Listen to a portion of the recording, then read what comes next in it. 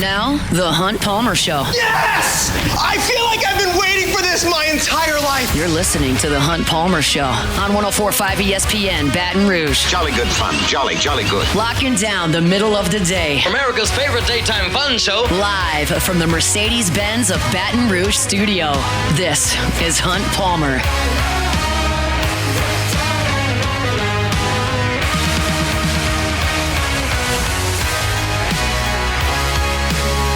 Number 2, Wednesday edition of the Hunt Palmer Show. Half the work week officially in the rear view mirror. Appreciate you hanging out with us here on 104.5 ESPN Baton Rouge. My SEC football power rankings coming your way at the bottom of the hour. In 15 minutes, some key matchups for LSU and Florida inside the swamp on Saturday afternoon. Got some stories up on both of those things at louisianasports.net right now. If you're looking for your Saints coverage, your LSU coverage, you can always find it at louisianasports.net. And it's all free every single day, so go check all of that out.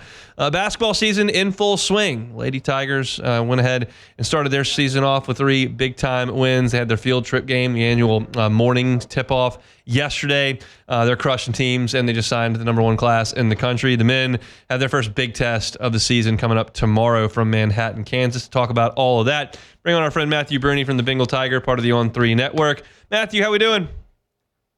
Hey, Hunt, doing well, staying busy, like you said, signing day and basketball season, and it's still football season, so staying busy. It sure is. Let's talk some basketball signing classes here. We'll start with the ladies. Pretty impressive what Kim Mulkey was able to put together today. Can you kind of put that into context for us? Yeah, 2 years ago they had the number 1 class in the country, Flaugier and Aaliyah Del Rosario and 2 others. And this class is significantly better. I'm sorry, not Flaugier, Michaela Williams 2 years ago. Yep. And this class is significantly better than that one. I mean, 4 top 25 players, a couple top 10 players. I mean, this is just checks every box. You have 2 big guards in there. You have a shooter. You have a 6'2" player to replace Anissa Morrow in the front court next year. It's by far the number 1 class in the country. No other team, no other program has more than 2 top 25 players committed.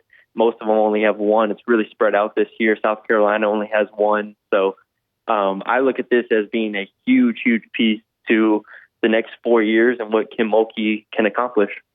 Let's talk about the men. They've brought in at least 2 signees today. I saw Gilhul and Mosley sign. I don't know if you can update us on more there, but there's 2 signees officially in the boat. What can you tell us about them?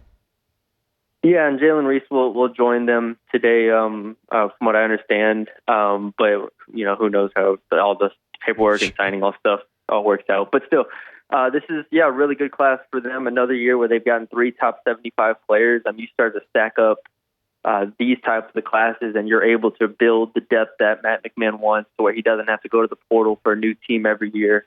I think similar to last year, he brought in a point guard, Jalen Reese. He brought in a 2 guard in Mozzie Mosley, and he brought it in a forward in Matthew Gilhul. So he kind of just repeated the recipe that they had this past year when they added those same positions with, Curtis Givens at point, Victorious Miller, and Rob Miller. So I think they're in a good rhythm right now. It helps to have a guy like David Patrick added to the staff, but Matt McMahon's done a really good job on the recruiting trail, just continue to add quality players, and we'll see if they can land the big domino later on. Yeah, that's the question with Sinak. I want to know what your thoughts are. Do you have a timeline on him? I heard December, but what do you know about Chris Sinak, who's the crown jewel of this class potentially? Yeah, I mean, he is a top 10 player across the board. He shot up over the summer, was the best player at a bunch of events that had a bunch of the top players in the country. Everything. I feel like I've heard like a bunch of different things about Sinak, and I talked to him over the phone over the weekend. He said he was hopefully going to decide this month, but I just from what I've gotten and what I feel like people have heard around Sinak the past really few months is I think he still has some time before he decides, which isn't a terrible thing for LSU. They still have the last visit. They've been recruiting him for the longest time, and I think this official visit this past weekend really helped in getting him to realize just how nice it is to be this close to his family and this close to home. And so we'll see how everything battles out with the NIL and everything, but I think they're in a good spot. As far as the timeline goes, I don't think anybody knows for certain what he's thinking. All right, let's talk about the team that's currently on the floor. LSU heads to Manhattan, Kansas tomorrow to play Kansas State. Through 2 games, you look at this team. What do you make of the backcourt play? It starts with Sears and Carter, who were fantastic for them in their game on Sunday.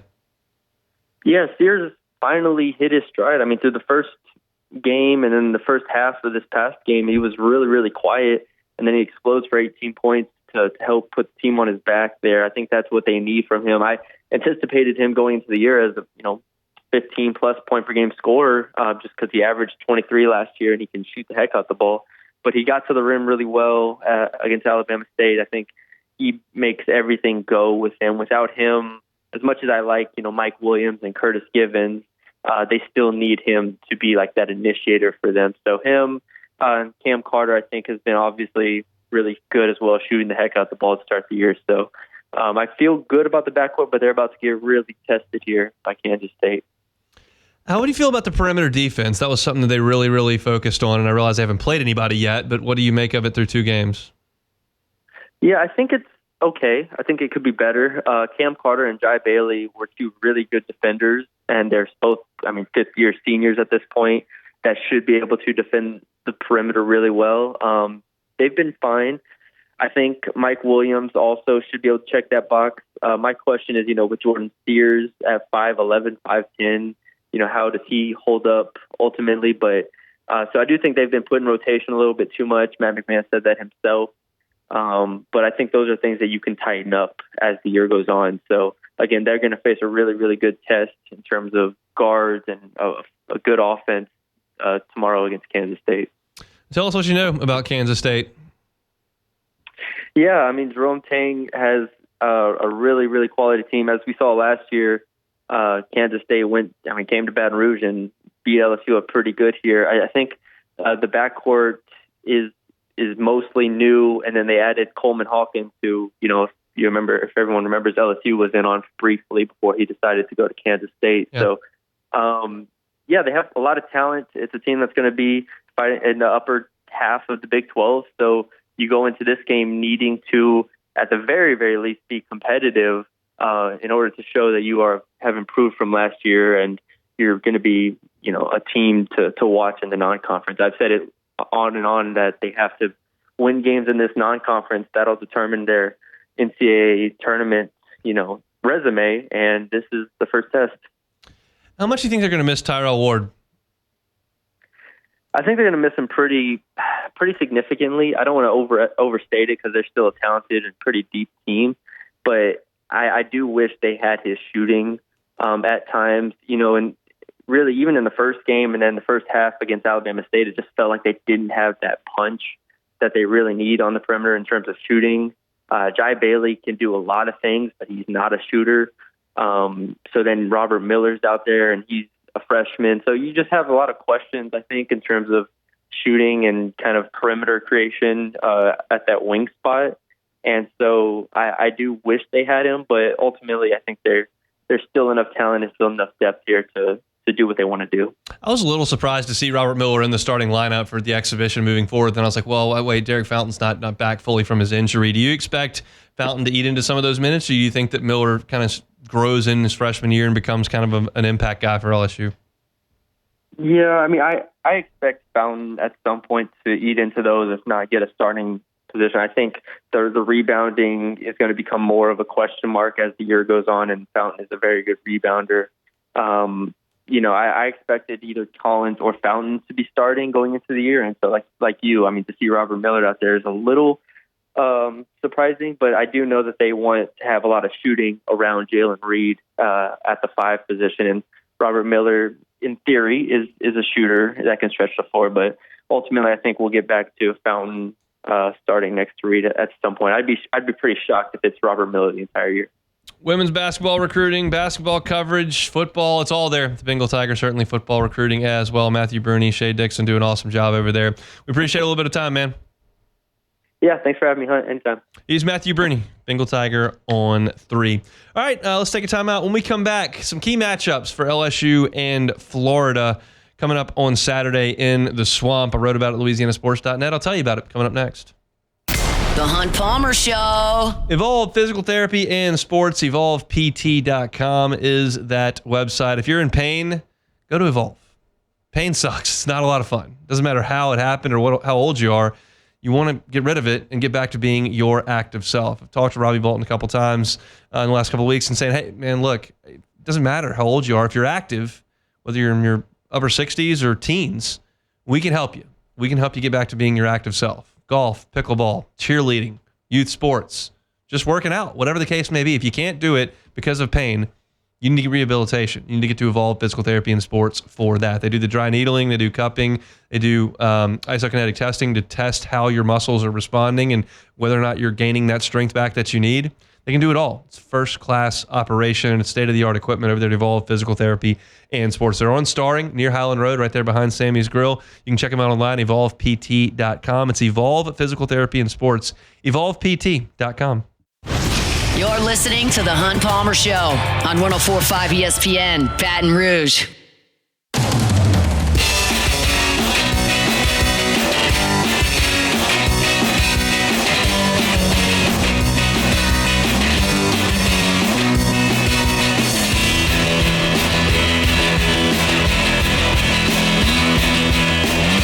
Hopefully that wet weather from this morning is out of here. I was driving kiddo to school this morning, and he's sitting in the back seat. It's yucky, Daddy. It's yucky. I'm like, yeah, this is not all that pleasant, bud. It wasn't all that pleasant on Saturday night either. Hopefully that's out of here. I was looking at the weather for the weekend. Should be a good one here in South Louisiana, and I think it's going to be good in Gainesville, Florida as well. LSU and Florida coming up at 2:30 Central Time from the Swamp. It'll be on ABC. And I wrote a piece at LouisianaSports.net talking about the matchups that I'll be looking for in this game. And I put this caveat in there, and I believe this. I'm not just going for hot takes here. I felt like I had a really good pulse on LSU and USC. I thought it was going to come down to how well can LSU run the ball and how well can USC throw it. And in the end, LSU couldn't run the ball, and USC threw it whenever they wanted to at the end of the game and went on 2 touchdown drives to win it. And I felt like I had a pretty good pulse on that one entering it, and it kind of played out the way I thought. Now, I've gone back and forth in a lot of different games up until this one with what matchups to watch and how things are going to go. But I feel really confident about the way that this thing will go on Saturday in terms of matchups to watch. The first one is Florida's offensive line against LSU's front seven. If you tell me how that goes, I will tell you how this game goes. Because Florida's got some injury issues. I don't know if Lagway is going to play. I don't know if Eugene Wilson's going to play. I'm not sure. But if you tell me how that matchup goes up front between Florida's offensive line and LSU's front seven, I will tell you how the game plays out.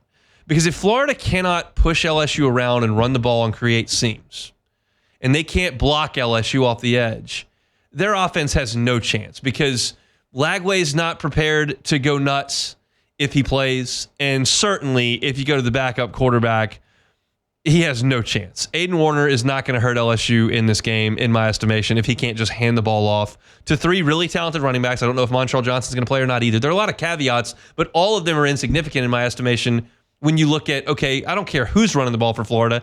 It just depends on how their offensive line plays. And if LSU, from a defensive perspective, plays up front like they did against Arkansas, plays up front like they did against Ole Miss, they will stymie Florida, and Florida will not score 21 points in this game.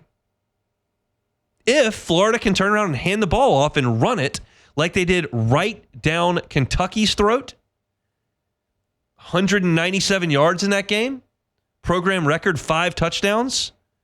Well, if they do that and Kentucky's got a couple pros in the defensive front, well, no matter who's playing quarterback for you.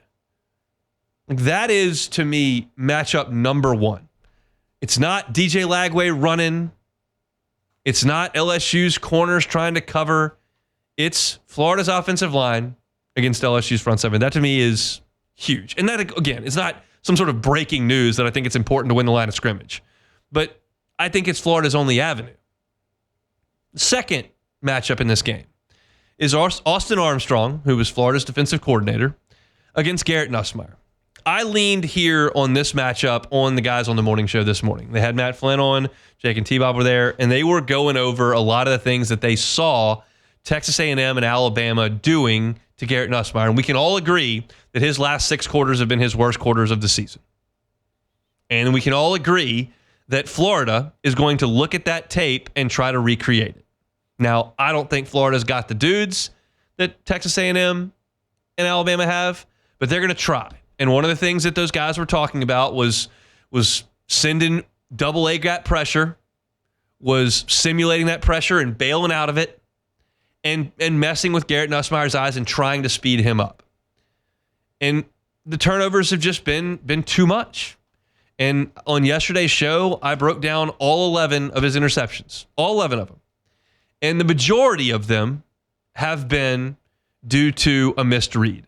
Whether he didn't see the safety, didn't know that somebody was going to be there, and made a throw that was very easy to intercept, not based on some tremendous athletic play by a secondary man going up over the top of an LSU receiver, based on the fact that he just kind of threw it right to him. I mean, that goal line interception that he throws against Alabama, it went right to the linebacker.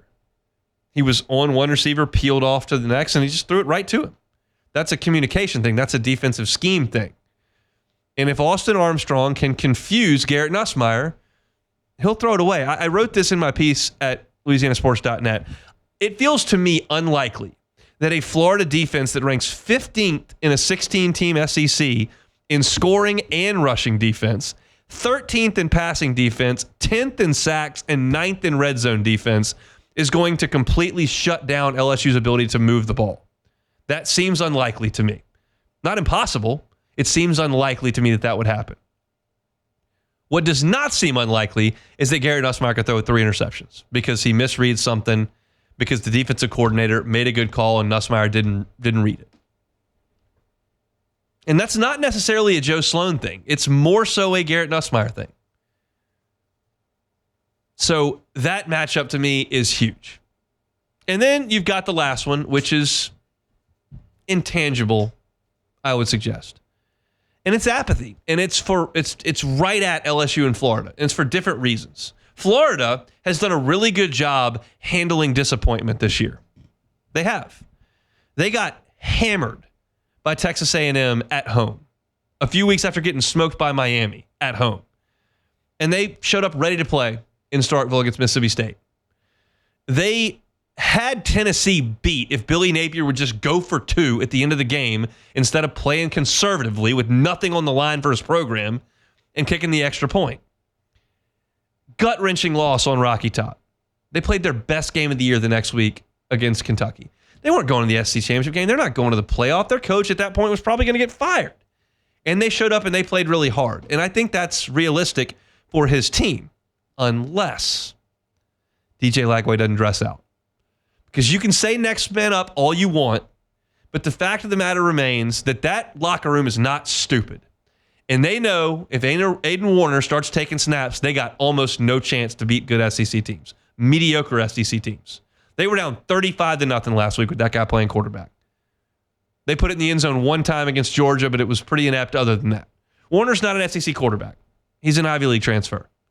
And the players know that. And if he's the guy and they feel like, what? It's hard to fight that off. If you're a defensive player and they're constantly turning the ball over or punting because you don't have an SEC quarterback out there, like, it can wear on you and you can bail.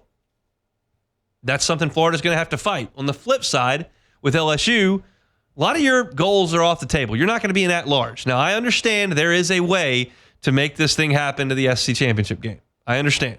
And we'll cross that bridge when we get to it if we need to.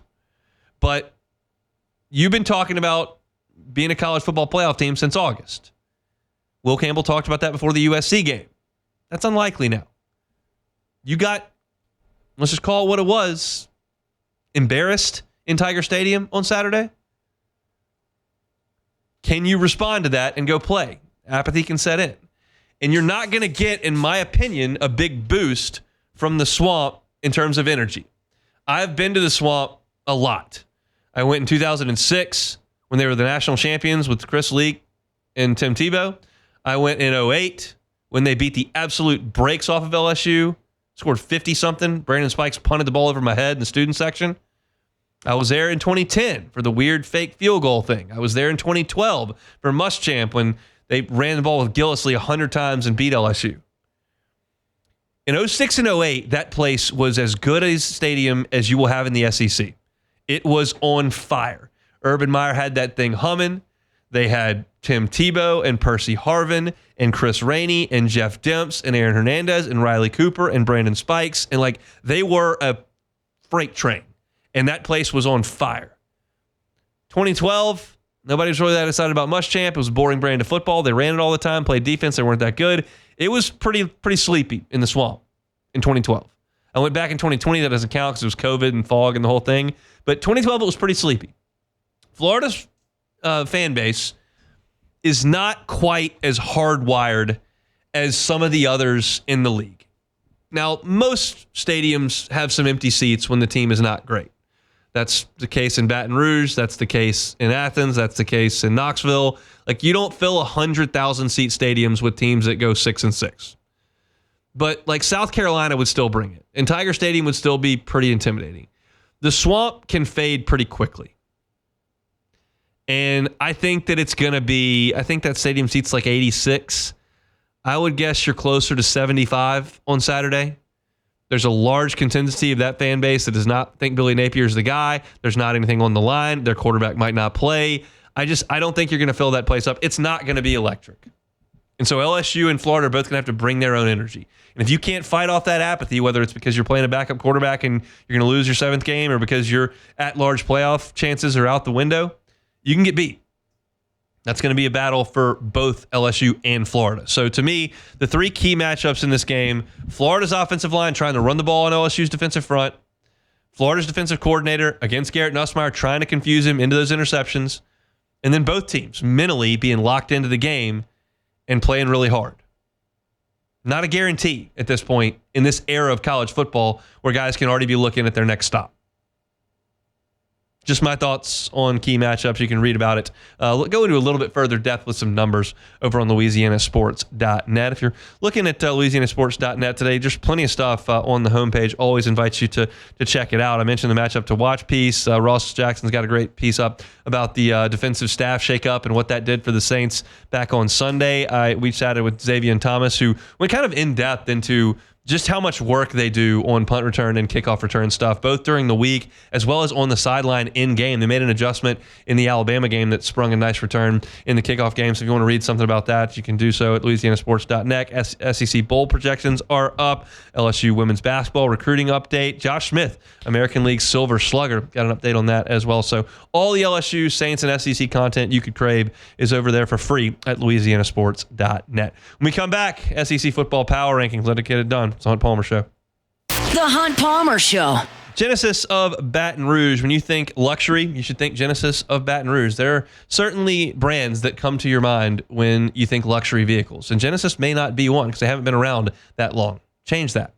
If you're in the market for a luxury vehicle, go check out Genesis of Baton Rouge. If you don't think you can get into the market for a luxury vehicle, go check them out at Genesis of Baton Rouge. It's a luxury vehicle at a reasonable price. How about a warranty? 100,000 miles, 10 years. It's hard to beat that. 100,000 miles, 10 years. 3 years, complimentary maintenance, valet maintenance. And if you don't love shopping at a dealership, you never have to set foot on the dealership to buy a Genesis at Genesis of Baton Rouge. They'll come to you for a test drive. They can do e-contracts, digital delivery, drive that car right to you. It's yours. It's Genesis of Baton Rouge. Check out every car that's on the lot online at genesisofbatonrouge.com. That's genesisofbatonrouge.com. You're listening to The Hunt Palmer Show on 104.5 ESPN, Baton Rouge.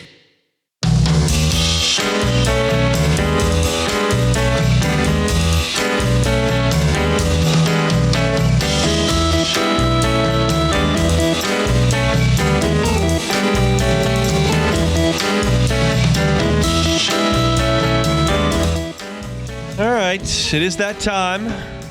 We do it every single week. Last week I told you my confidence level was super low. Thought I had misevaluated some teams, and that turned out to be true. I will tell you that all of the shakeup this week is up at the top. The bottom, and it's crazy when I go through it, I don't look at last week's. I just do it, and then I go look up last week's on Instagram and see how things have shaken out. And somehow 9 through 16 didn't move at all this week. But the top 8, it did. So let's get to the SEC Power Rankings. Hunt's SEC Power Rankings. The Ole Miss Rebels. I think this is tough to argue against this point, quite frankly. I think Ole Miss is the best team in the league. I thought they looked good in front of my eyes in Tiger Stadium, and LSU did a great job to win that game. But they've got the best quarterback in the league. I feel comfortable saying that. They've got the best pass rush in the league. They lead the country in sacks. And they're playing the best of anybody in the league. They just annihilated Arkansas. They annihilated South Carolina, and they just put Georgia in a locker. I don't have a good explanation for anyone else really being close at this point to Ole Miss. I got the Rebels at number 1. The Georgia Bulldogs. Maybe a little bit of a reputation play here. I know they got beat pretty good, but that's the best team in the league I think that they were playing. Look, they controlled Texas, which means something, and they controlled Alabama for a half, which means something, I think. Beck has thrown 9 interceptions in 4 games. If you just don't do that, maybe, but we're dealing with the same problem here in Baton Rouge. He's really tarnishing the Beck name. He really is tarnishing the Beck name. So look, it's I got Georgia backing up only 1 spot to number 2.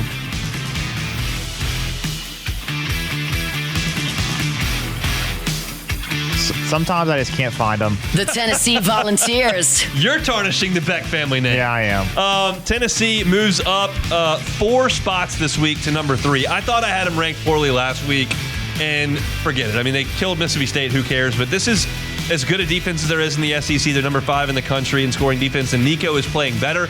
Now, if he's hurt and he can't play on Saturday, that's real bad going to Georgia. But I think Tennessee right now is the 3rd best team in the league. I've got them up 4 spots to the 3 spot.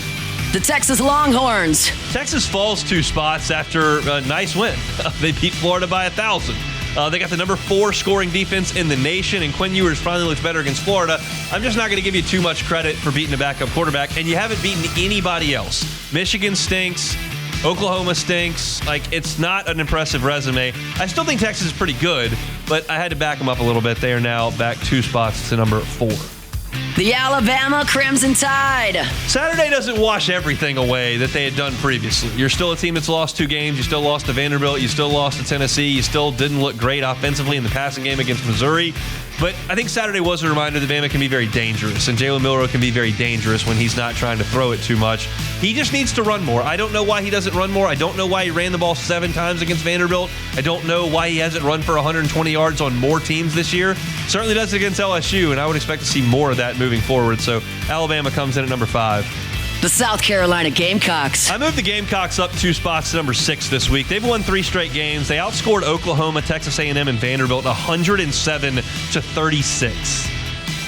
I don't think Lenora Sellers is a work of art at quarterback, but he's athletic, and he was tough on Texas A&M, and that defense is legit. So I think South Carolina's good. I've got him at number 6. Texas A&M! The Aggies come in at 7. That's 3 spots back, and they didn't even play last week, but I just feel like I needed to move Alabama and South Carolina up. I do think Alabama and South Carolina are better teams than Texas A&M. I think A&M's got a small issue at quarterback. I don't think Marcel Reed is a great player, and I think Connor Wigman is bad. So I don't love A&M from that perspective. Their defense is legit, and I think Elko will do a good job there, but I backed them up 3 spots for not playing. That generally doesn't happen. It's more a reflection of the teams that went ahead of them. The LSU Tigers. Probably higher than most LSU fans want me to put them. I think at this point this week, like I talked about earlier in the show, this team stinks. Going to the Pop-Tart Bowl. They're 13th in the SEC. They can't beat anybody. Should have 5 losses. Well, they don't have 5 losses. They've got 3. And the Ole Miss win's a really good one. And they did that at home inside Tiger Stadium. South Carolina win is a pretty good one, even though I understand Sellers went out of that game. LSU's got massive flaws. They can't run the ball. The turnover issues are real, and that run defense needs some real work. But everybody from this point back has got significant issues. I think LSU's a pretty good team that is still dangerous because Nussmeier can beat you. I got LSU at number 8. The Vanderbilt Commodores. The Doors got punched in the mouth on Saturday. South Carolina ran for 214 yards. Plus, Vanderbilt's passing game is really limited. They only pass for about 160 a game. That's 13th in the SEC. Solid, scrappy, didn't back up too much at all, really. They were 9th last week. But look, they've got some issues. The Arkansas Razorbacks. Taylon Green is a little gimpy right now, and that's concerning. They need him against Texas in a big way, but they've punched down really well, and they did that against Mississippi State. They did that against Florida. Like, they can punch down, they can't punch up, but that's why I've got them at number 10. The Florida Gators. Gators need DJ Lagway back, but with him, they are solid offensively. Defensively, they got run defense issues and pass defense issues. They're playing hard, which is a credit to Billy Napier. With no quarterback, they got no chance. But with Lagway, I still think they're 11. The Missouri Tigers. Missouri's at 12th. They got a late win against Oklahoma using their backup quarterback, Drew Pine. Eli Drinkwitz is popping off a little bit there. I don't know if that's necessarily warranted after the Oklahoma game, but he's got his teams back. They all love him in Missouri, so we'll give Missouri the 12th spot. The Kentucky Wildcats. It's really difficult to be the worst passing offense in the league when you've got this Vanderbilt offense and certainly this Oklahoma offense in the league. But Kentucky's is the worst. They are 123rd out of 134 teams in the country in pass offense. There are only 11 teams in the country that throw it worse than Kentucky. That's not good. Kentucky at number 13. The Oklahoma Sooners. Somehow Oklahoma may be worse than that on offense, even though statistically it doesn't bear itself out. Doesn't matter if they've got Jackson Arnold up there. Doesn't matter if they got Michael Hawkins out there. Whatever it is, it's bad, and Oklahoma stays at number 14. The Auburn Tigers. I would put Auburn ahead of Oklahoma because they looked better than Oklahoma 2 weeks ago when they beat Kentucky, but Oklahoma did beat them, and that means something when you get this far down the list. I can't do it every time, but it means something when you get this far down the list, so I'll put Auburn down there at 15. The Mississippi State Bulldogs. Mississippi State had a brief time where they jumped up into that 13 spot, but it's all for naught. They're very, very bad. They went to Knoxville, and they got beat very, very badly. So that's just kind of what they do. I got Mississippi State at number 16. Those are your SEC football power rankings. To review them one more time, Ole Miss at 1, Georgia at 2, Tennessee's at 3. Texas takes the 4 spot, Alabama 5, South Carolina is at 6. Number 7 is Texas A&M. Number 8, LSU. Number 9, Vanderbilt. Arkansas at 10, Florida at 11, Missouri at 12, Kentucky at 13. Oklahoma comes in 14th, and Auburn is at 15th in front of the caboose, Mississippi State. Beck? Yeah, I'm okay with pretty much everything here. I understand Missouri. I understand you don't respect Missouri at all, but I still think they're probably better than Florida and probably close to Arkansas. So having them 2 spots below them is interesting. Okay. Other than that, it's what do we think about South Carolina? They're at 6. Yeah, that's actually not crazy to me when you look at their schedule. Let me lob you just a hypothetical, just a Jacob Beck special. I hand you a crisp $20 bill. Okay. South Carolina and Texas are playing in Columbia, South Carolina, and you just have to pick the winner. $20. I'll take Texas. Okay. I think it's close. I mean, they've played almost everybody. All the tough opponents they've gone up against, they've played close, and they blew out Texas A&M. Except Ole Miss. Except for Ole Miss, yeah. But they just play really well at home. I don't know. I mean, they always have a good crowd there, and Texas, and again, Texas still has not really proven themselves against anyone. It's so interesting because we have watched this conference for a long time, and we've seen the dominant teams in this conference. And for me to look at this rankings, and I go, Ole Miss is first. They lost to Kentucky at home. Yep. Georgia's second. They were played off their feet by Kentucky and got smoked by Ole Miss. Tennessee is third. They lost to Arkansas and couldn't move the ball at all. Texas hasn't beaten anybody to this point, and they got punched in the mouth against Georgia in the first half in a big, big way.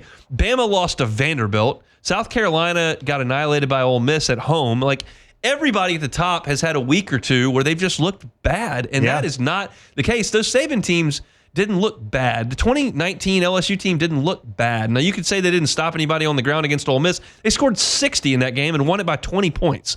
So, like, those are historically great teams, and it's not a breaking news to say that nobody in the SEC this year is historically great. But, like, Georgia didn't get pushed to the brink that many times and certainly didn't lose over those 2 years. Yeah, they went to Missouri and it didn't look great, but they pulled it out of the fire. South Carolina, played them tight at a point, but like it just feels like a wide open league in the way that it hasn't in decades. Yeah, it does feel wide open. I mean, I will say, I think I was talking to Taylor before the show, and he asked me who I thought the best team in the SEC was. I think it's Tennessee. I understand their questions at quarterback, but they have one of the best running backs in the country. They have a really good running attack just overall, and they have a really good defense. They're not going to blow anyone out, so they're not super impressive. The scores aren't going to be impressive. They haven't blown anyone out, but they just win in tight games. And I think that this Saturday they're going to maybe show some people. Georgia is just, man, they're so interesting. But Carson Beck, if he just keeps throwing interceptions, they can't win. So LSU and Georgia have an epidemic at this point. They can't. You can't avoid it. Yeah. And if you play a good team, you will get smoked. Correct. And LSU has played good teams the last 2 weeks and gotten smoked, and Georgia played a good team last week and got smoked. So you just can't turn the ball over, and they're doing it far, far too often. So that's your most recent look at the SEC Power Rankings. Step aside, come back, close out a Wednesday edition of the Hunt Palmer Show. The Hunt Palmer Show. LeBears, Baton Rouge, make LeBears your game day headquarters this season. Tomorrow's game day for LSU basketball and for Jaden Daniels and the Washington Commanders. That's why I'll be at ESPN Bet inside LeBears Casino. It's an incredible place to watch games. You can sit in one of their comfortable chairs. Servers will come and hand you a cold beer, get you something to eat right in front of the huge screen. They've also got these big tables. If you got a group of 5 or 8 people, you can sit all together at a table, watch the games. There are blackjack tables right there. There's a bar area. All the TVs all over the place for all the games. You can check all that out at LeBears Baton Rouge inside ESPN Bet. I'll be there tomorrow for Commanders versus Eagles for probably about 2.5 hours. So come see me tomorrow for kickoff of that game. I always invite you to download the SEC contest on Cover 5. Promo code is LABRSEC24. You can win weekly prizes against me and dozens of other listeners as well. Check that out if you're not a member. Get the Penn Play app today. LeBears Baton Rouge, your live sports headquarters. Must be 21 years or older. Gambling problem? Call 1-800-589-9966 for help. This is the Hunt Palmer Show. Hopefully Hunt remembered to bring his laptop charger. Nah, there's no chance.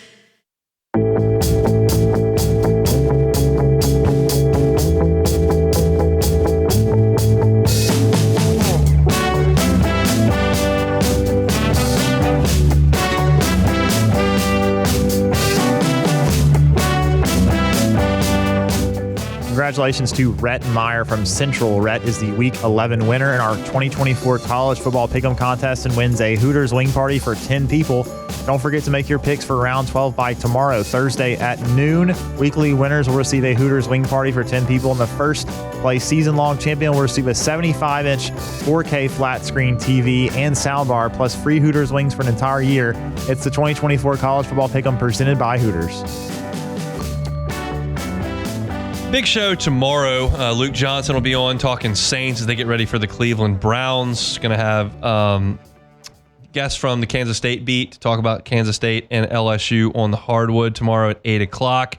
Going to try to go down to Gainesville and fish a guest up for that one for the Florida Gators. And then Chris Blair will join us from Manhattan. Briefly, we'll talk about LSU and Kansas State on the hardwood, but mostly LSU and Florida from the swamp. So lots and lots to do on tomorrow's show.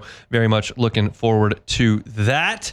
Today, we've really only got one thing left to do, and that's play some Take It or Leave It. All righty, first one here. Josh Smith was named a Silver Slugger yesterday. He will make an all-star team. Take it or leave it. He almost made it this year, and I was surprised when I'm going to leave it. Okay. He almost made it this year, and he got snubbed a little bit. I was surprised when I looked up his statistics when he won the Silver Slugger. I think he won it more so because of his defensive versatility. For the Rangers this year, he played third base and shortstop a lot, but he also played some second. He played left and right field as well, and he actually won the Silver Slugger at utility. So I don't know what the criteria is for that spot, but I mean, he only hit he hit in the 260s with an on base like 334, 30 doubles and 13 home runs, drove in like 65. So it was a good season. He's a good player for the Rangers. You've got that kind of positional versatility. You've got some pop in your bat. Like, he's certainly a good player.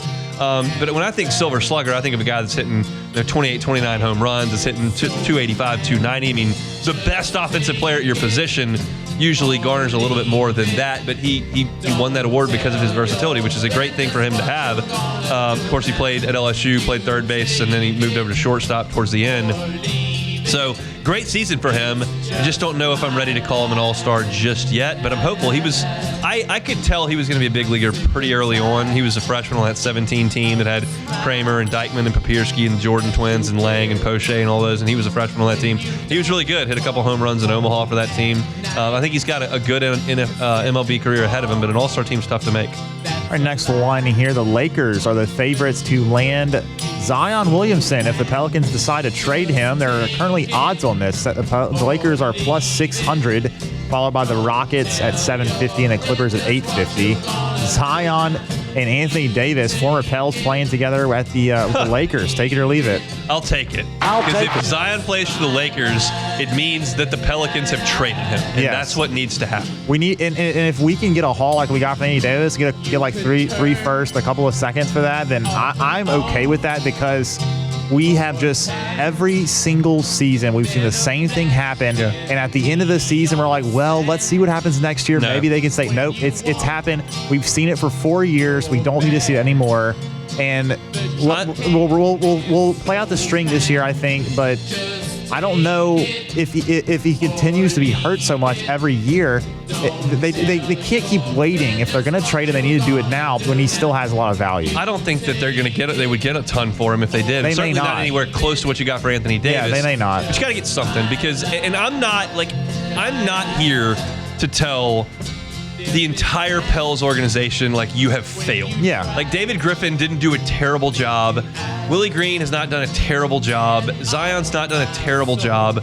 It just didn't work. And, like, sometimes it just doesn't work. And this has not worked. And they're going to dig themselves such a big hole this year because of the injuries that it's not going to work again this year. And because of that, like, you're just running out of time. And I just don't think you can feel any optimism about building around a group of players that are never on the floor and have never proven they can do it.